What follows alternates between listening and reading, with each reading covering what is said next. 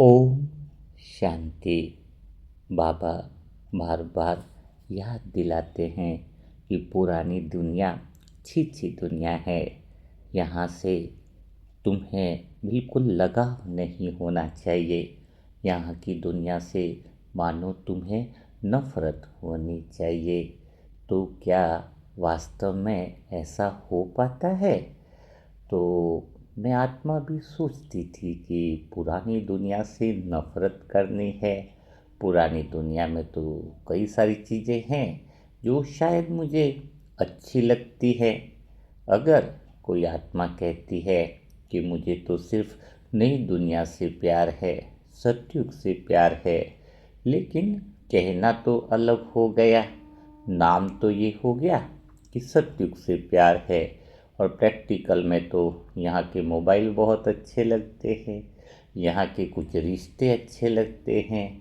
तो यहाँ पे तो काफ़ी कुछ चीज़ें हैं जो इंसान ने उसके साथ संबंध बनाए रखे हैं। तो कथनी और करनी में फ़र्क क्यों आता है? ऐसा प्रैक्टिकल में ऐसा रियलाइजेशन क्यों नहीं होता है कि मुझ आत्मा को बिल्कुल सतयुग प्यारा लगे? तो जब ये बातें गहराई से समझ में आने लगी कि मुझे अंदर से सतयुग प्यारा क्यों नहीं लगता है, पुरानी दुनिया से इतनी नफरत जितनी होनी चाहिए उतनी हो क्यों नहीं पाती है। कुछ पल के लिए कभी कभी ख्याल आते थे कि यह दुनिया जो है उसमें बहुत सारी विकार हैं, बहुत सारी गंदगियां हैं, लेकिन यह बातें तो नॉर्मल इंसान के भी आती है। एक खाली बीके भाई के अंदर आए ऐसा तो है नहीं। लेकिन वास्तविक स्थिति तो यह होनी चाहिए कि पुरानी दुनिया पूरी छीछी लगे तो पूरी तरीके से वैराग्य आ जाएगा पुरानी दुनिया से। और उसी को कहते हैं बीज रूप स्थिति, उसी को कहते हैं बाप समान स्थिति। तो ऐसा प्रैक्टिकली कहाँ तक हुआ है? अंदर से मैं आत्मा सोचती थी। जब मैं आत्मा बाहर जाती थी, कभी ट्रेन में या ऐसा, तो कहीं पर भी जाती थी तो अनजान लोग मिलते थे। तो मेरी एक आदत मैंने नोट करी, मैं तुरंत ही सामने वाले को यह पहचान दिलाना चाहता था कि मैं कहाँ से हूँ। ब्रह्मा कुमारी ओम शांति से हूँ। दूसरी कोई ऐसी पहचान हो ही जाती थी, बात निकाल देता था कि भाई मैं तो बाहर का नहीं खाता, है ना। तो कहीं ना कहीं वो लोग मुझे रेस्पेक्ट देते थे। अच्छा, अरे ओम शांति से, ओम शांति के लोग बड़े अच्छे होते हैं, है ना। और जैसे बाहर का खाना नहीं खा रहा हूँ, मतलब अपनी चीज़ें बताना, दो चार चीज़ें फिक्स थी और वाइट कपड़ों से। तो समझ में आया कि खाली मेरी जो पहचान है, मेरे जो जो लोग इज्जत मेरी कर रहे हैं वो तो इन तीन चीज़ों की वजह से कर रहे हैं। कौन सी तीन चीज़ें? एक तो मैं ओम शांति से हूँ, वाइट कपड़े पहन लिए, और तीसरी बात मैं उनको बता देता हूँ कि मेरा थोड़ा रहन सहन अलग है, खान पान अलग है।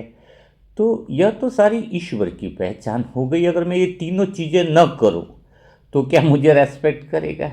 क्या ट्रेन में मैं ऐसे ही इन तीन चीज़ों के अलावा के अपने व्यवहार से किसी को कोई अटैक कर पाता हूँ? क्या मेरे अंदर कुछ विशेष दिखाई देता है? तो यह बात चलती थी। और कई बार तो ऐसा ख्याल आता कि जितने भी बाबा के बच्चे हैं, अगर एक महीना अपना ड्रेस बदल दे, हाँ, बीके बोलना, बीके की पहचान न बताए, खान पान में बाहर का नहीं खाता, ये सारी बातें हिंट्स नहीं दे, और अपने व्यवहार से बताएं कि वास्तव में इनके साथ कोई पावरफुल शक्ति है, ये आत्माएं कुछ विशेष है, तब कहेंगे कि हमारे अंदर की वह आत्मिक शक्ति की जो पहचान है वह बाहर आ गई है, वह बीज रूप अवस्था बाहर आ गई है, वह जो सत्य की दुनिया में जो हमारी स्थिति थी वह हमारी बाहर आ गई है। तो यह कब होगा? क्योंकि देखा गया है घर में इज्जत नहीं मिलती है, घर में इतना रेस्पेक्ट नहीं मिलता है जितना बाहर वाले बोलते हैं, अरे आप तो बीके भाई हो, आप ये हो। लेकिन घर में तो ऐसा लगता है कि पूरा निचोड़ अपना निकल जाता है। और घर वाले बिल्कुल सही हैं, इसलिए सही है क्योंकि बाहर वालों से तो 2 4 10 मिनट मिलना होता है, ट्रेन हो या बस हो, तो वहाँ पे तो सभी भगवान की वजह से अपनी इज्जत करते हैं, और ओम शांति से हो, ये हो, वो हो। तो लेकिन घर में तो अपने सारे गुण दिखाई देते हैं, बाहर जाने पर तो थोड़े से गुण दिखाई देते हैं, इसलिए रेस्पेक्ट मिल जाता है। कई बार तो मुझे लगता था कि बाहर वाले सब्जी वाले कई बार बहुत रेस्पेक्ट देते थे, अरे आप तो भगवान के बच्चे हो। कई बार मुझे अंदर से ख्याल आता था कि मैं इतना रेस्पेक्ट के लायक नहीं हूँ जितना ये लोग रेस्पेक्ट दे रहे हैं, और वो रेस्पेक्ट मिल रहा था ओम शांति से जुड़े होने के कारण। तो वास्तविक स्थिति यह है कि हमारी आत्मा की स्थिति वह बीज रूप जैसी हो जाए और हमारे व्यवहार से दूसरे लोगों को लगने लग जाए कि यह आत्माएं सबसे डिफरेंस है, यह आत्माएं दुनिया में सबसे अलग है। अभी हो उल्टा गया था मेरे साथ। ओम शांति से हूँ, बाहर का खाना नहीं खाता, वो सारी बातें शुरुआत में ढिंडोरा पीट गया बहुत ज़्यादा। बाहर कहीं इज्जत, घर में इज्जत नहीं, लेकिन मेरे अंदर तो कुछ हुआ नहीं। सारा पहचान और सारी चीज़ें और जो बात होनी चाहिए थी वह थी मेरी स्थिति के अनुसार। तो मैंने उस पल से निर्णय लिया कि मुझे तो अपनी स्थिति से अपनी पहचान बतानी है। किसी को ये 3 बातें भी नहीं बताऊंगा कि मैं बीके हूँ, मैं बाहर का खाना नहीं खाता और मैं सदैव वाइट ड्रेस में रहता हूँ, ऐसी जो बैच लगा के पहचान हो जाती है। मैंने कहा कि मैं अपनी स्थिति से ही सबको ज्ञान देना चालू करूंगा, यानी मेरे को देखकर जब सामने वाले को लग जाए, और सामने वाले को तो लगना ही नहीं था। सबसे बात आती थी घर परिवार में, क्योंकि बाहर वाले तो कुछ समय तक मेरे साथ रहते हैं तो वो तो मुझे अच्छा ही बोलेंगे, मेरी मीठी मीठी बातें उनको अच्छी ही लगेंगी। लेकिन असली परीक्षा तो घर में रहती है। घर वालों का सर्टिफिकेट मिल जाए कि ये आत्माएं बहुत अच्छी है, क्योंकि हमारी मेरी बुराइयां तो घर वाले जानते थे। कभी खाना खाया थाली जूठी छोड़ दी, कभी नहाने गया कपड़े वहीं लटका दिए, है ना। बहुत सारी बुराइयों की बात करता हूँ मैं आत्मा अपने अंदर की उस समय की। तो वो तो बुराइयाँ कमियाँ वो सारी दिखती थी उनको, वो बीके है ओम शांति का है, वो सब घर वाले को स्मृति नहीं रहती है। वो रहेगी ना स्मृति तो कंपैरिजन में रहेगी, तुलना में रहेगी कि अभी क्या बोलेंगे, है ना। तो इसलिए तो बाबा कहते कि घर परिवार वाले प्रयोगशाला है, वो हमें बारीकी से देखते हैं, हमारी हर चीज़ को देखते हैं। तो उनके ताने उनकी बातें वो एक्चुअल में हमें समझना चाहिए, हमें इनसे सीखना चाहिए कि मेरे अंदर तो अंदर की स्थिति में अभी तक वो बीज रूप स्थिति तो आई नहीं, अंदर से वो सत्य की दुनिया वाली मेरी फीलिंग नहीं आई है, या मेरे कर्मों में वो कुछ चीज़ दिखाई नहीं दे रही है, तो फिर परिवर्तन तो हुआ नहीं ना। तो यह बातें मेरे अंदर चलती थी। तो फिर मैंने अपने अंदर यह डिसीजन लिया कि मुझे बदलना है, मेरे व्यवहार में ऐसा परिवर्तन आ जाए, मेरी स्थिति में ऐसा परिवर्तन आ जाए कि सबसे पहले घर वाले महसूस करने लग जाएं कि यह आत्मा विशेष है, इसके साथ भगवान की शक्तियां हैं। मेरे बिना बोले बिना कहे तब तो पता चलेगा। तो उसके लिए फिर मुझे करना क्या था, यह बात मेरे अंदर बुद्धि में चली कि जब तक घर वालों को पता न चले दुनिया वाले तो क्या साक्षात्कार करेंगे। तो फिर शुरुआत होती है मेरे अंदर उस स्थिति को लाने की। और बाबा ने जो कहा कि पुरानी दुनिया छींची है, इससे तुम्हें नफरत करनी है, तो इसका अर्थ मैंने बहुत गहराई से समझा कि हम आत्माएं सत्युग से परमधाम से जो आए तो अलग अलग अनुभव के रोल किए हैं। हमें कोई अनुभव लेने के लिए आए, कोई अनुभव बनने के लिए नहीं आए हैं। तो मैंने अपने सारे रोल देखे, सारे रोल मन सत्युग वाले रोल देखे, द्वापर युग वाले देखे, सभी रोलों को सामने रखा। मुझ आत्मा ने साक्षी होकर देखा, अंतिम जन्म के द्वापर युग का भी रोल देखा। तो मुझे एक चीज़ समझ में आई कि सत्युग में जो मेरा रोल था 2500 साल तक, तब मेरा देने वाला रोल था, बहुत अच्छा था। लेकिन द्वापर युग से जो 2500 का रोल चला है, वो सारे रोलों को मैं देखता हूँ तो कहीं ना कहीं मैं मांगता ही रहा हूँ दुनिया से, ये दे दो वो दे दो। कुल मिला के भिखारीपन वाले संस्कार वाले ही रोल दिख रहे हैं।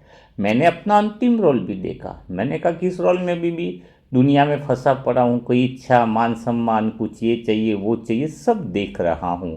तो अब मुझे क्या करना था, अंतिम रोल वाले को ठीक नहीं करना था, मुझे तो उस रोल को याद करना है जो रोल सबसे बढ़िया है, संगम युग एक ऐसा समय है जहाँ पर हमें अवसर मिलता है कि हम रोल का चुनाव कर सके।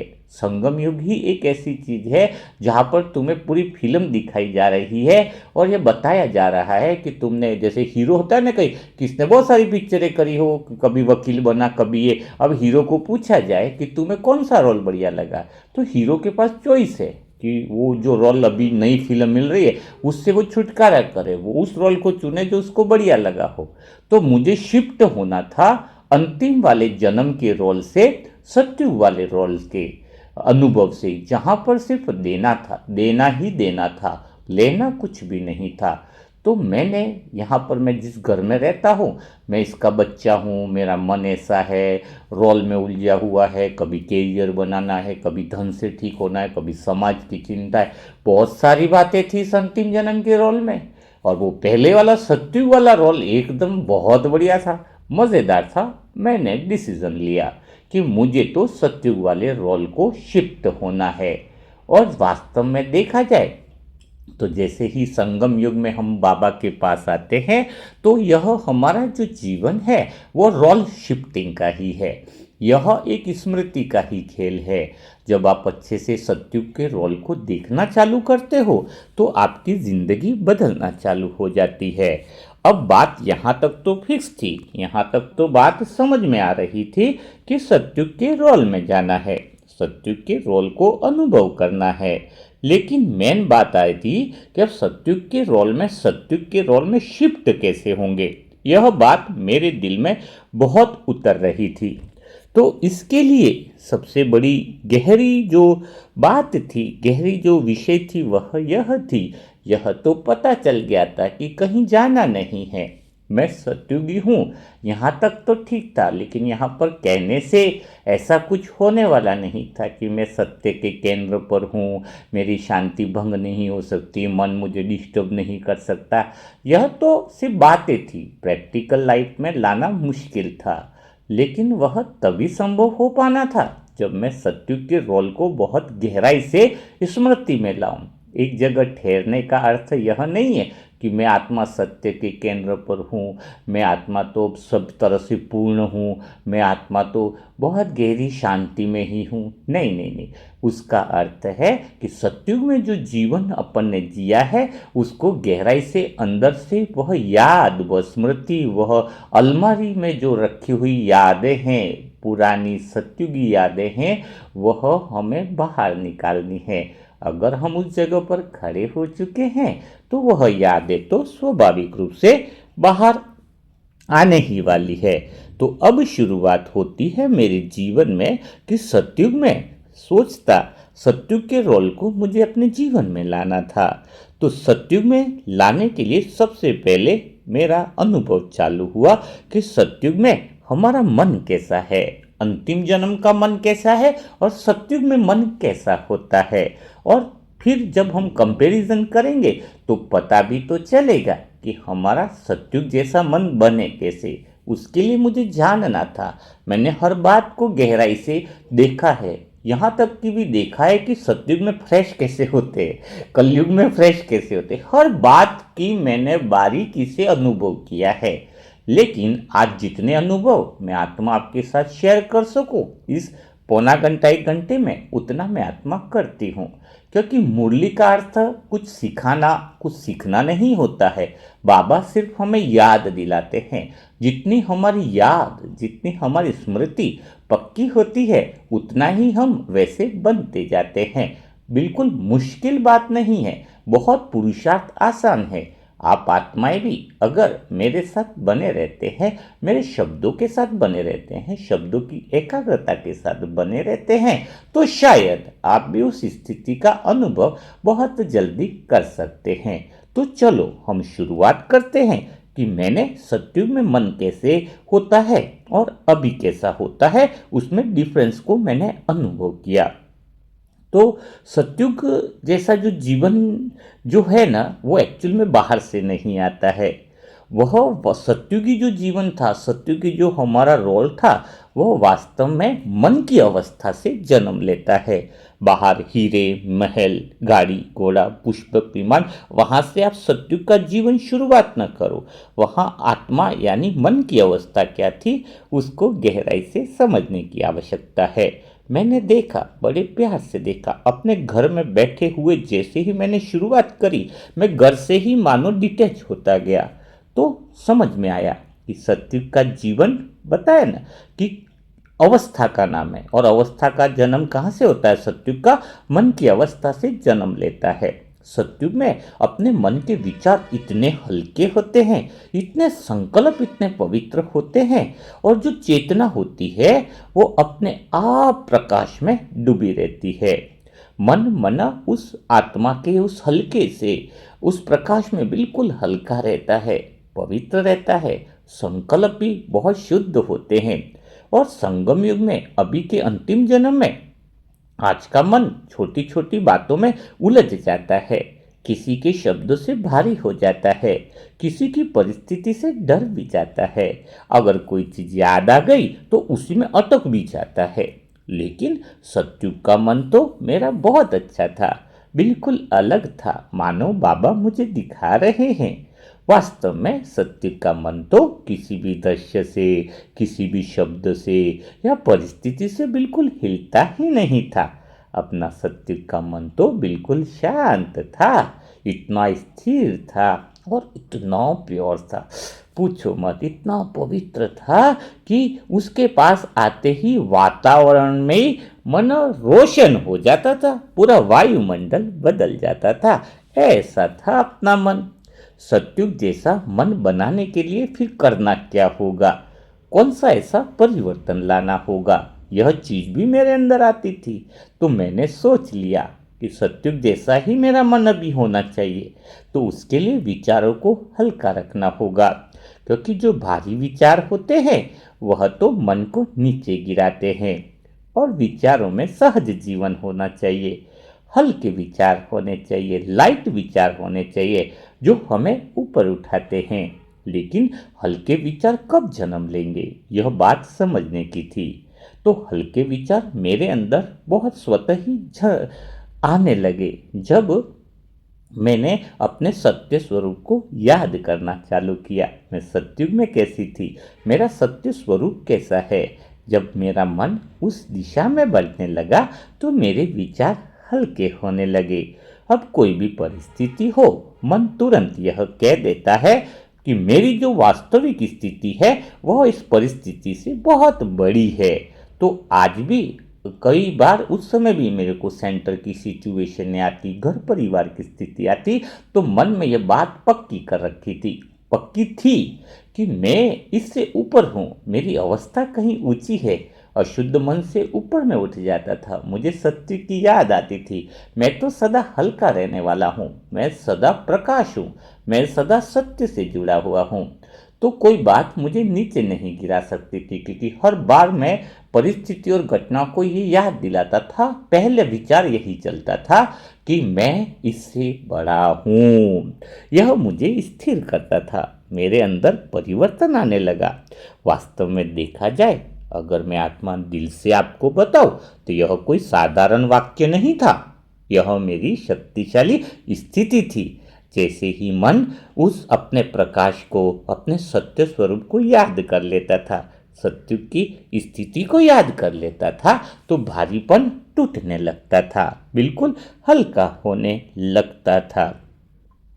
तो दूसरी चीज जो थी वह थी मन को ठीक करने की, या मन की स्थिति में सत्य को देखने की। तो वह थी संकल्प को पवित्र दिशा देना। सत्युग में संकल्प कैसे चलते थे? कभी ऐसे विचार नहीं चलते थे मेरे। सत्युग को जब मैंने देखा कि मुझे क्या मिलेगा से नहीं होता था। सत्युग में ये नहीं चलता था मन में कि मुझे क्या मिलेगा। तो फिर सत्युग में मन कैसा था?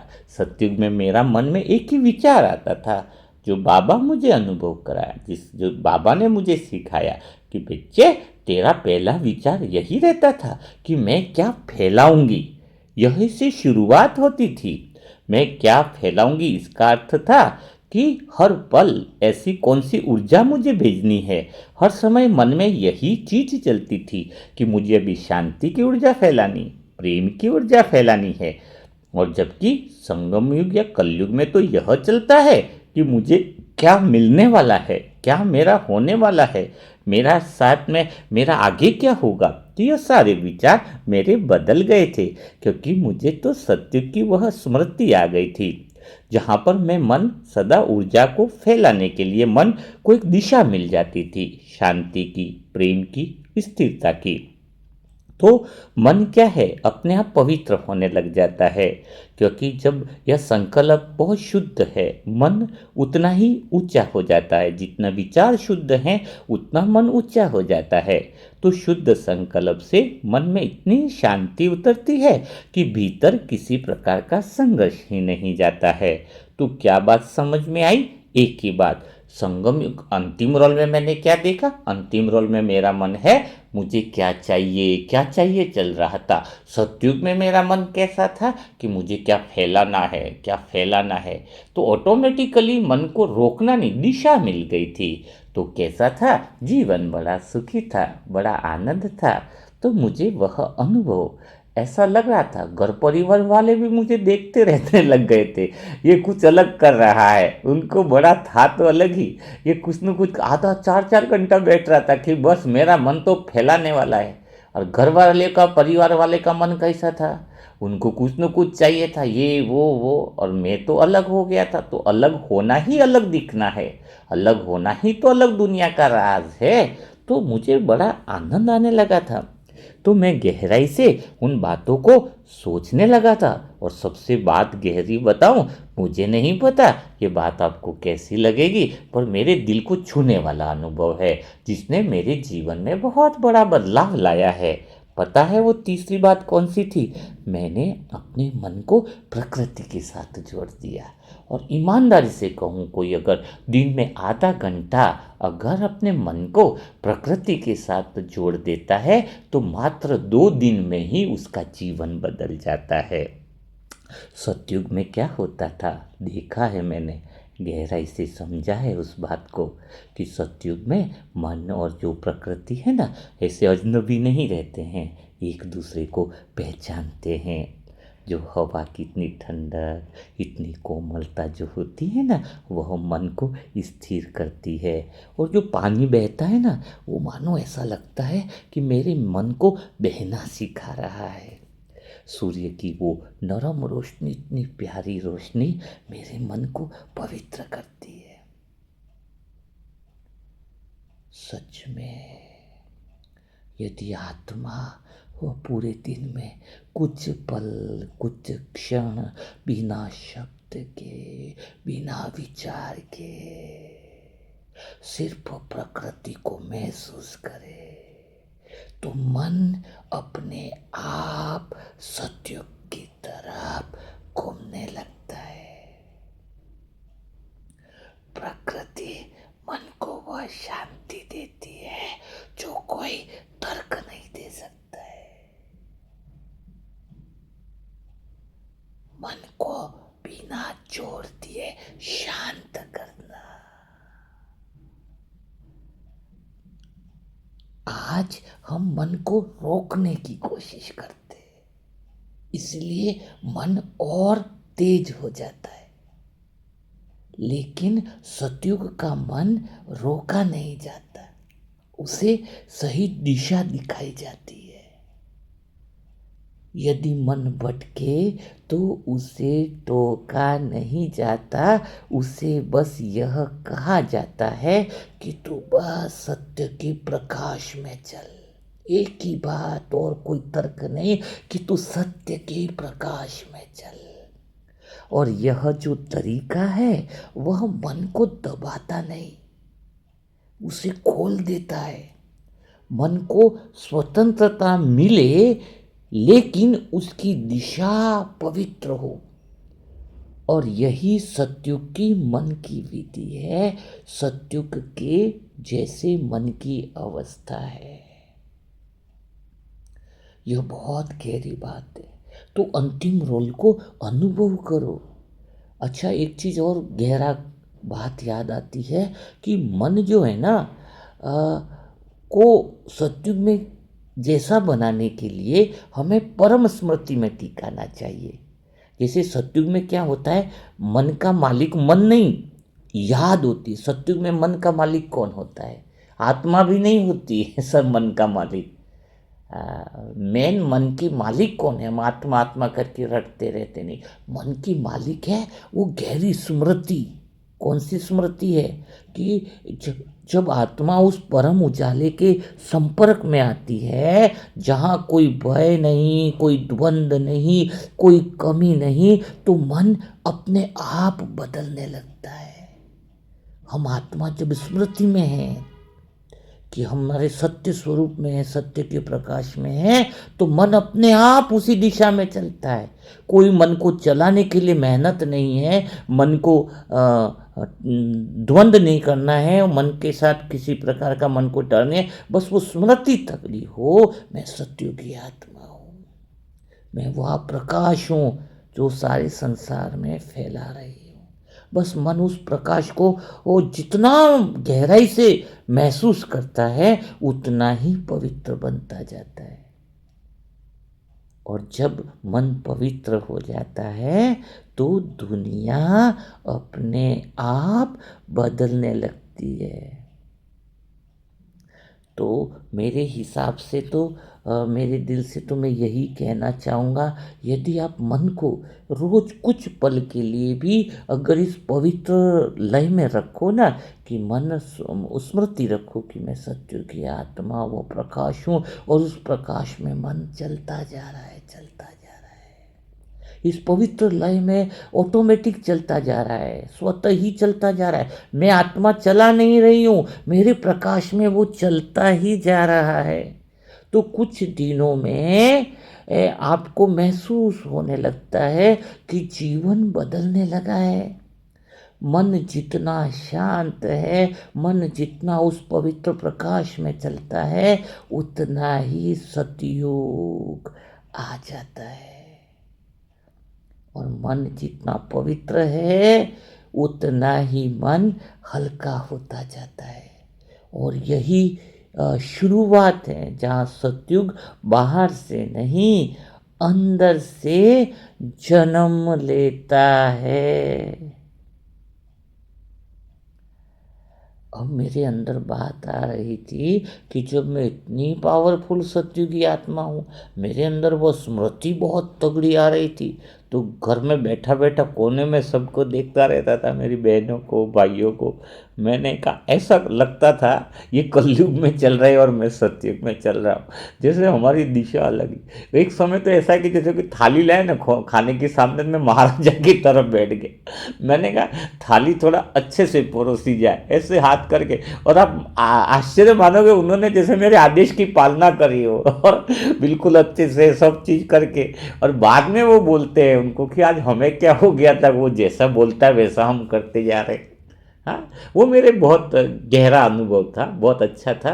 तो जब हम उस स्थिति में आ जाते हैं, उस अवस्था में आ जाते हैं, तो घर परिवार वाले बदलने लगते हैं। अगर घर परिवार वाले नहीं बदल रहे हैं, आपका इज्जत नहीं कर रहे हैं या रेस्पेक्ट नहीं कर रहे हैं, तो उनको दोष मत दो, दोष दो खुद को कि अभी हमारी अवस्था वो बनी नहीं है, इसलिए ये लोग हमें सिखा रहे हैं कि तुम्हें कुछ और करना है। आपको पता है ब्रह्मा बाबा बार बार कहते थे, दूसरे को पूछते थे कि आप वतन में जाओ, या दूसरे को पूछते रहते थे बार बार आसपास वाले कि मैं कहाँ तक उस स्टेज में आया हूँ, मैं कहाँ तक बना हूँ। उस बात का राज ही यही है कि मेरे अंदर वो सतयुगी आत्मा वाली स्मृति कितनी तगड़ी हुई है। तो अच्छा, कई लोग क्या सोचते हैं, मैंने देखा है कि बाबा के ज्ञान में चलने पर ऐसा लगता है कि मीठे शब्द बोल देते तो उनको लगता है कि हम सतयुगी आत्मा बन गए। ऐसा मीठा बोलेंगे पूछो मत, और ज़्यादा मीठा बोले वहाँ उनसे तो ज़्यादा खतरा होता है। ये बात बहुत, मीठा कौन, कोई गिफ्ट भी देता है तो गिफ्ट को बहुत कीमती होगी ना, तो क्या होगा, गिफ्ट अगर कीमती है तो उसको ज़्यादा पैकिंग की आवश्यकता नहीं है। कई शादी फंक्शन में जाते हैं, गिफ्ट की पैकिंग ज़्यादा कब की जाती है, जब गिफ्ट सस्ती होती है तो उसके ऊपर ज़्यादा लपेट लपेट कर पैकिंग की जाती है कि बहुत अच्छी दिखे, लेकिन अंदर तो है नहीं कुछ ऐसा। तो ज़्यादा कोई मीठा बोल रहा है तो वो कुछ न कुछ बातें करवा रहा है, ऐसा पूरा स्पष्ट अनुभव होना चाहिए। क्योंकि सतयुग का जो व्यवहार है ना, वह कोई केवल कोई मीठे शब्दों का नाम थोड़ी है। सत्युग माने मीठे शब्द लोग समझ लेते हैं। वहां पर तो अपने जो चेतना है, आत्मिक स्थिति, उसकी कोमलता है। सत्युग में कोई व्यक्ति है ना, अपनी छवि बनाने के लिए अच्छा व्यवहार नहीं करता है।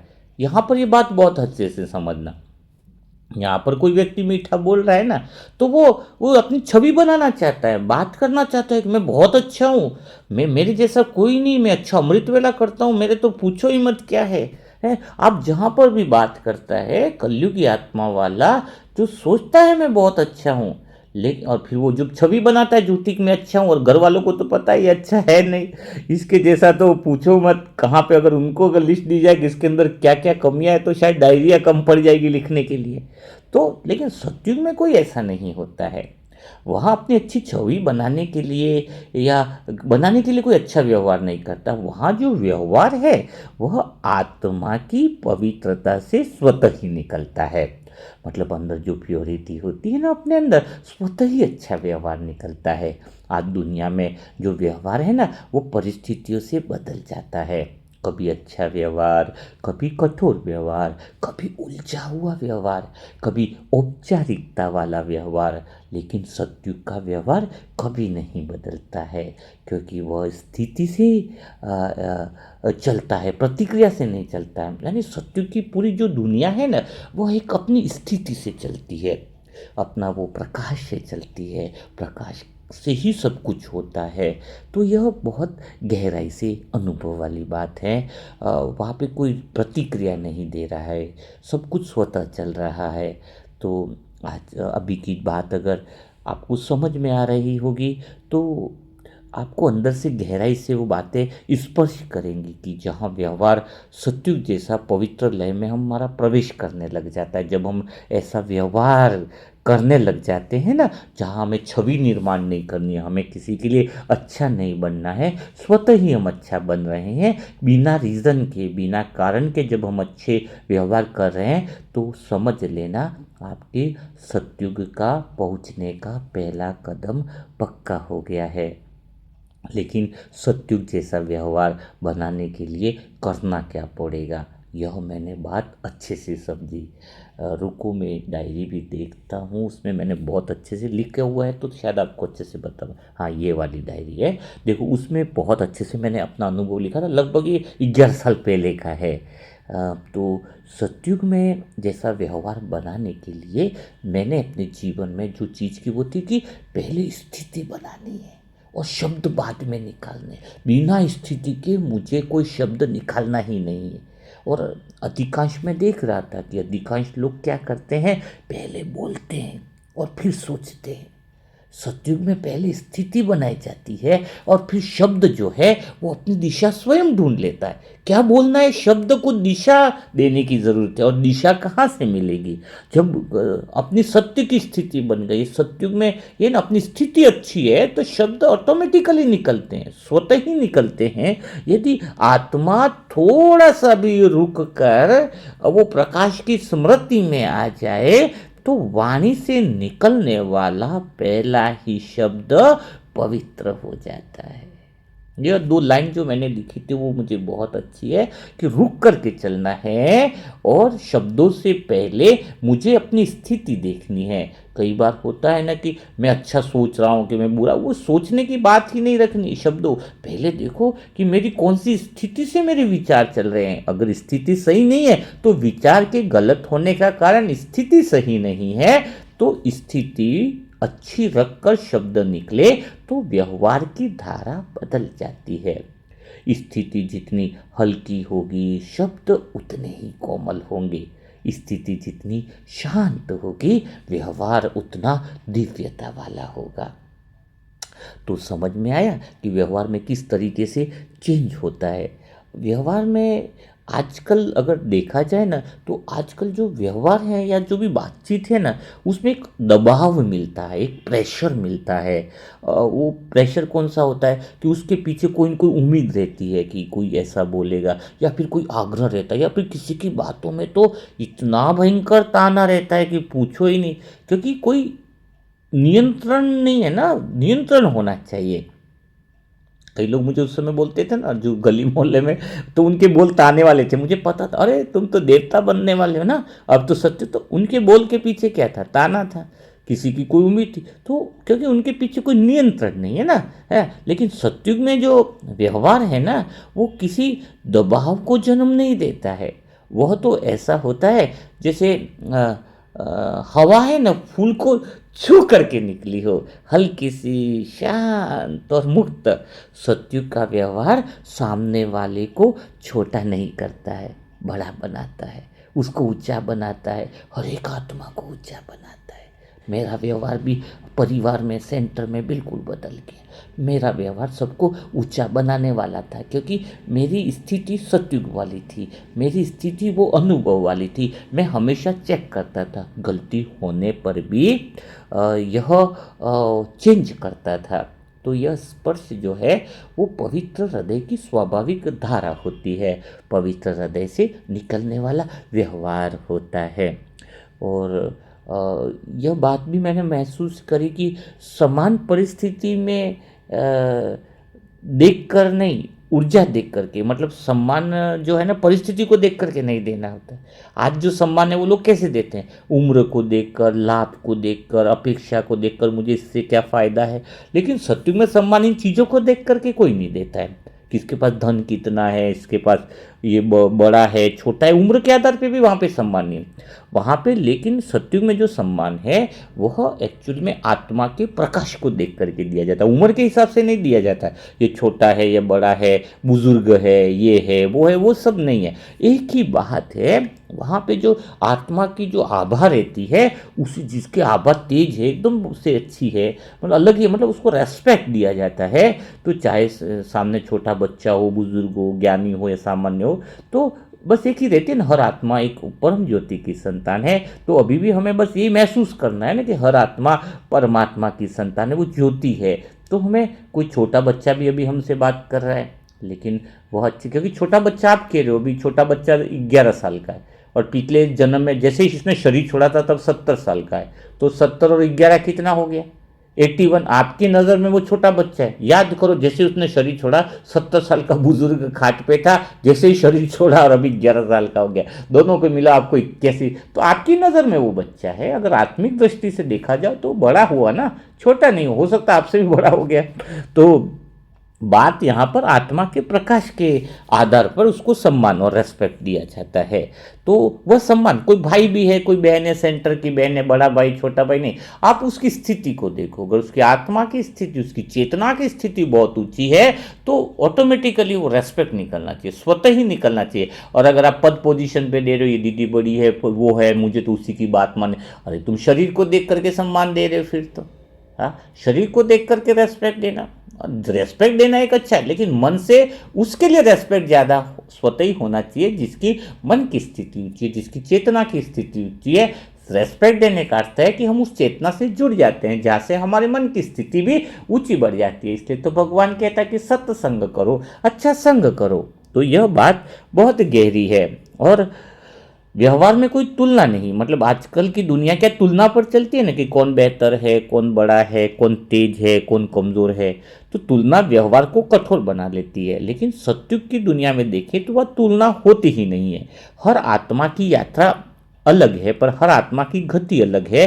व्यवहार में मदद होती है पर माप नहीं होता है। वहाँ पे हर एक आत्मा का व्यवहार भी अपनी एक यात्रा है, सब कुछ है, लेकिन तोल नहीं होता है, सहयोग होता है, निर्णय नहीं होता है वहाँ पर कि ये ऐसा है। तो हर एक आत्मा अपने प्रकाश के अनुसार वहाँ पे बड़ी एंजॉय करती है, और एक दूसरे को स्वतः ही, वो सबके अंदर शांति, आनंद, पवित्रता का गुण होता है, सब एक दूसरे को सहयोग करते हैं, कोई तुलना वाला निर्णय नहीं करता है। यह व्यवहार ही तो आत्मा को इतना सुरक्षित महसूस कराता है कि वह खुलकर पवित्र ऊर्जा बहाने लगती है।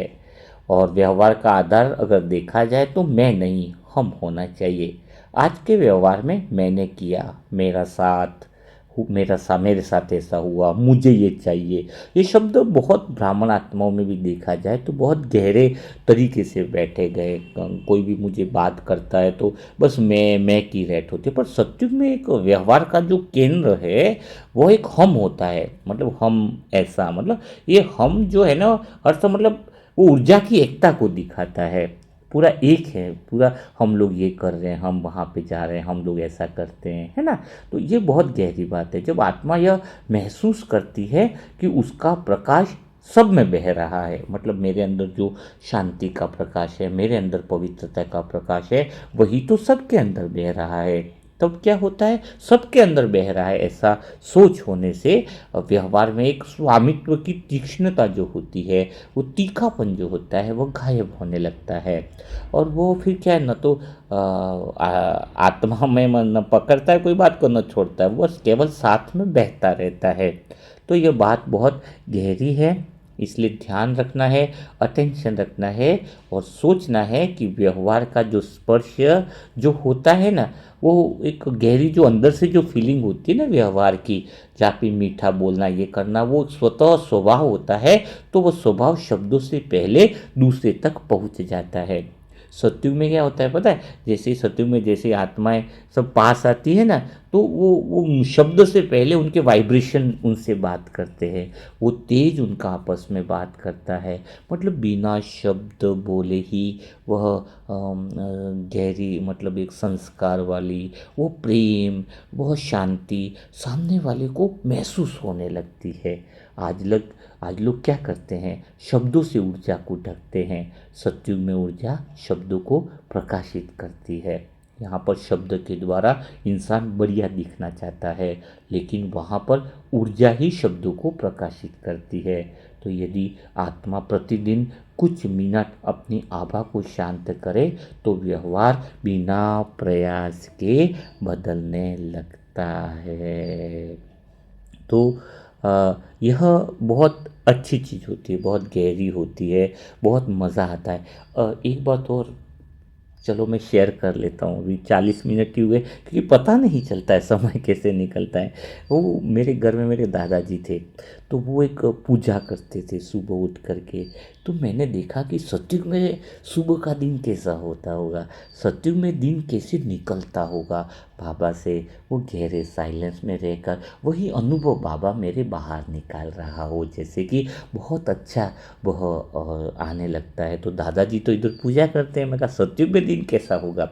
तो सत्युग में जैसे दिन होता है ना, वो कोई सुबह विशेष पूजा नियम या कठिन साधना से नहीं बनता है कि सुबह उठ करके कोई विशेष योगा करना है, विशेष साधना करना है।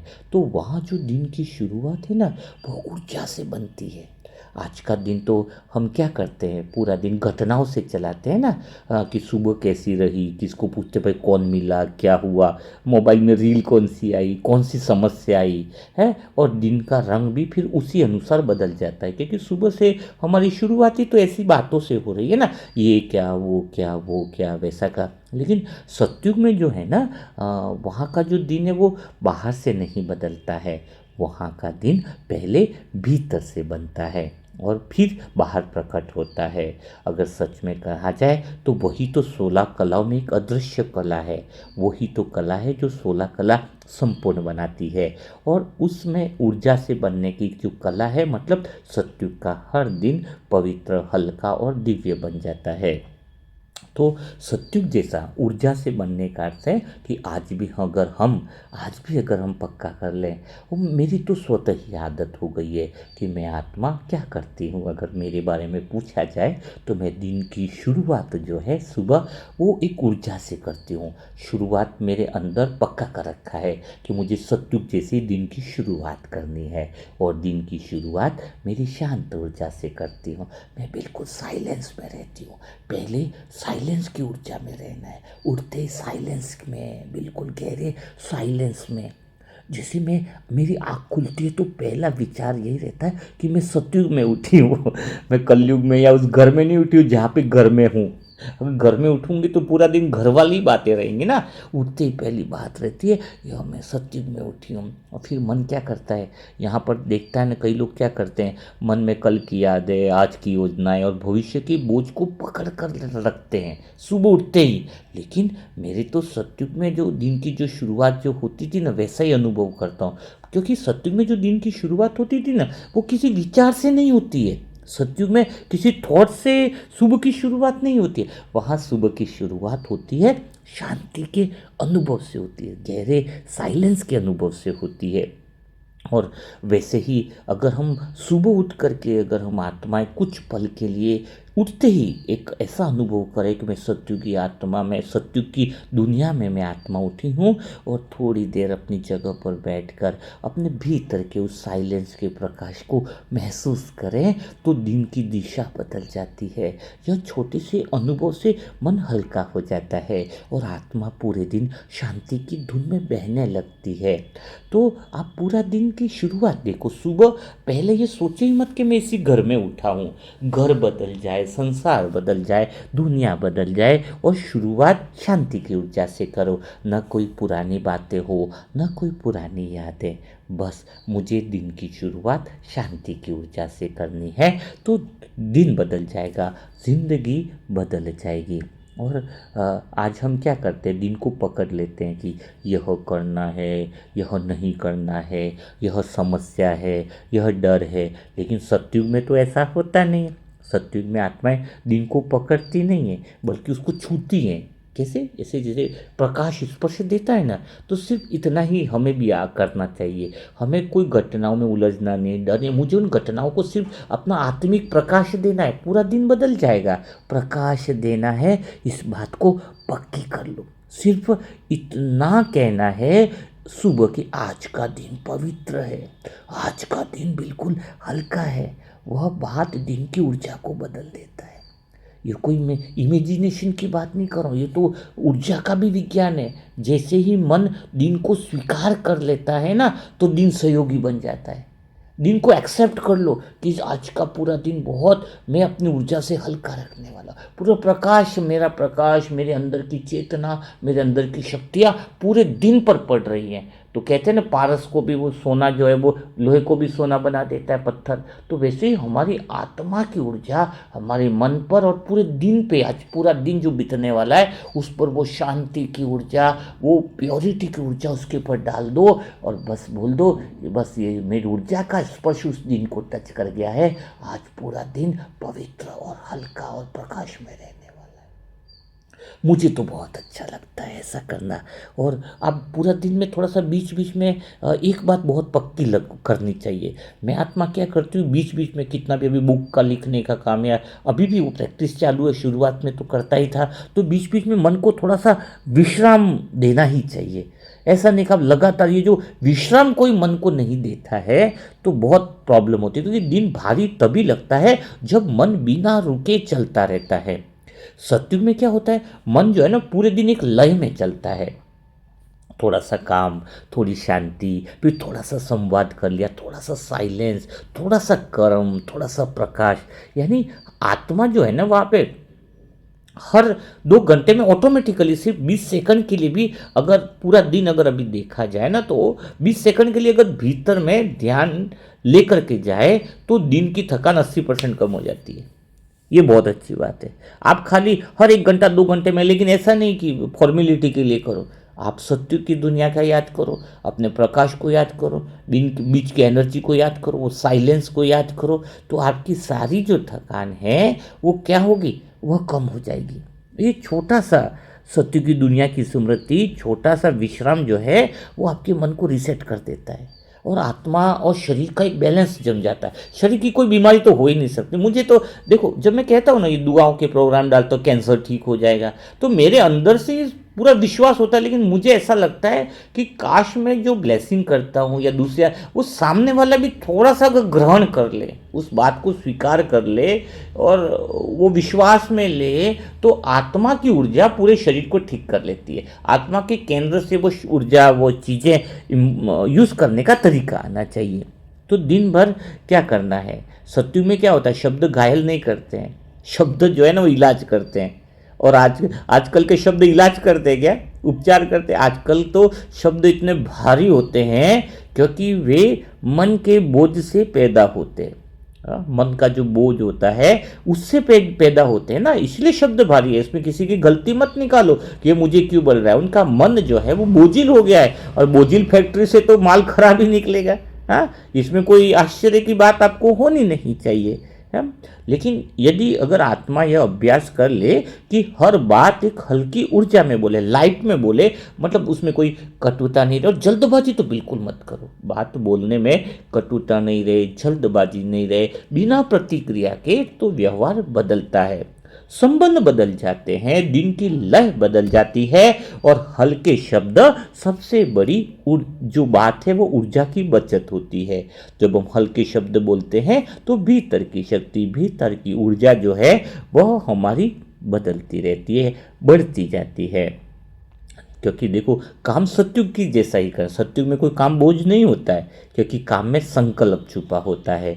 चाहे घर का कार्य हो, चाहे तो अभी भी हमें यही होना चाहिए ना, नौकरी हो, रसोई हो, सफाई हो, हर कर्म में एक पवित्र तरंग में बहता हो, हर कर्म में वो पवित्र संकल्प के पीछे कर्म की दिशा होगी ना, तो कोई कर्म हमें बोझ लगेगा ही नहीं।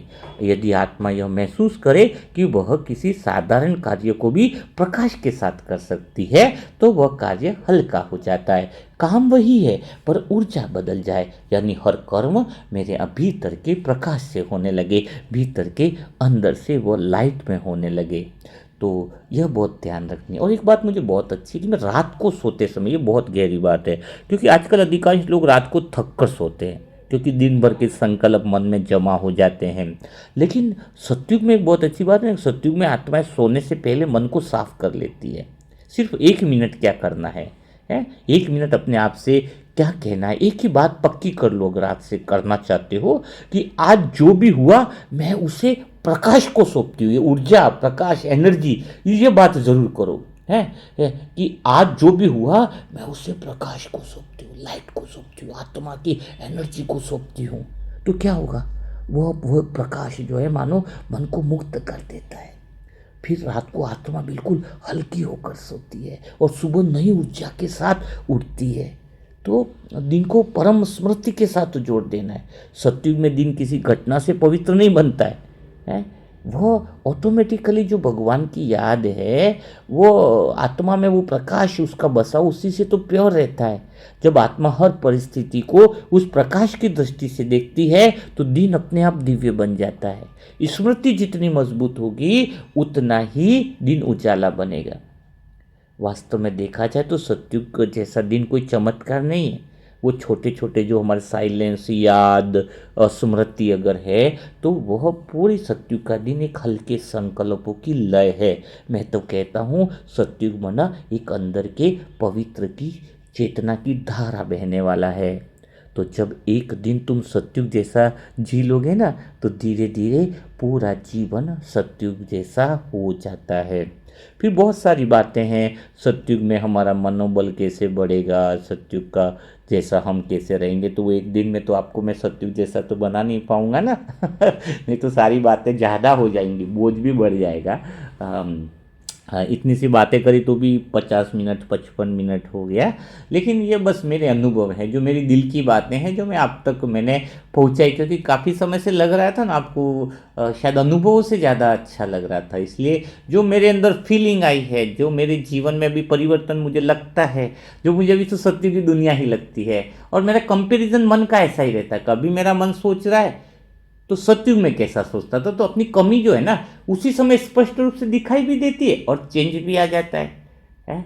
अपने पुरुषार्थ को करने की एक दिशा मुझे मिल गई, सही अगर मायनों में देखा जाए कि मैं क्या हूँ और क्या बन रही हूँ। मुझे क्या बनना है वो अगर स्पष्ट नहीं होगा तो आप पढ़ाई कैसे करोगे?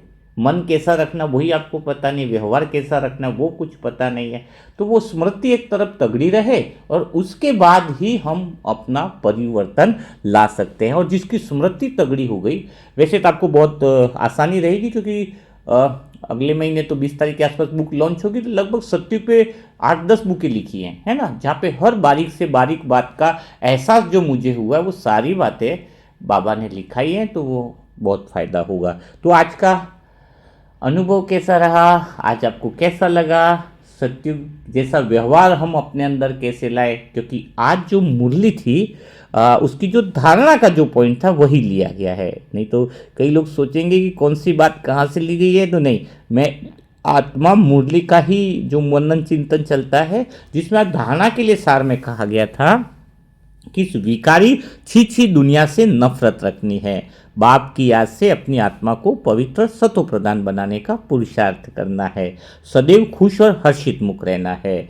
तो इसी पॉइंट की गहराई से विचार सागर मंथन किया था। और जिसने इस अनुभव को सुन लिया होगा, सीख लिया होगा, दिल से महसूस किया होगा, उसको अब यहाँ की दुनिया तो अच्छी नहीं लगेगी। उसको दिल करेगा कि मैं उस सत्युग की दुनिया में चला जाऊँ, मैं उस पवित्र दुनिया में चला जाऊँ। कब मेरा दुनिया आ जाए, कब मेरी सत्युग की दुनिया आ जाए। जब ये एहसास अंदर से होगा तो यहाँ की दुनिया तुम्हें बिल्कुल अच्छी नहीं लगेगी। तो कमेंट बॉक्स में ज़रूर लिखिएगा कि आज का जो प्रयास था कि आपको विकारी दुनिया से दूर ले जाने का, वह अनुभव कैसा आपको लगा। क्या आज के शब्द आपके दिल को छू पाए? क्या है आपके आज के जो शब्द हैं आपके हृदय को स्पर्श कर पाए? क्या आज के मुरली मंथन के शब्द आपके मन के भावों को बदल पाएंगे? क्या आप आज यह डिसीज़न लोगे कि मैं आत्मा भी सत्य की दुनिया जैसा जीवन जीने का प्रयास करूँगी? तो आप और हम मिल करके ऐसा जीवन बहुत अच्छा करेंगे। कभी पॉइंट आएगा तो सत्युग में दिल कैसा होता है उस पर बहुत गहराई से, वो 2-4 घंटे का विषय है, लेकिन थोड़ा थोड़ा हम टुकड़ों में कवर करते रहेंगे। जो नई आत्माएं हैं और अपने पुरुषार्थ को बढ़ाना चाहती है, डेली टास्क का जो ग्रुप है उसमें ज्वाइंट हो सकती है। उसके लिए मोबाइल नंबर है 7202921969। इस पर खाली प्यारे से शब्दों में दिल की गहराई से ओम शांति लिखना है, नाम लिखना है, एड्रेस लिखना है, तो आपको ग्रुप में ज्वाइन कर लिया जाएगा। तो कल फिर मुलाकात करेंगे ऐसे ही दिल छू जाने वाले अनुभव के साथ। तब तक के लिए सभी सत्युगी भाई बहनों को ओम शांति, ओम शांति, ओम शांति।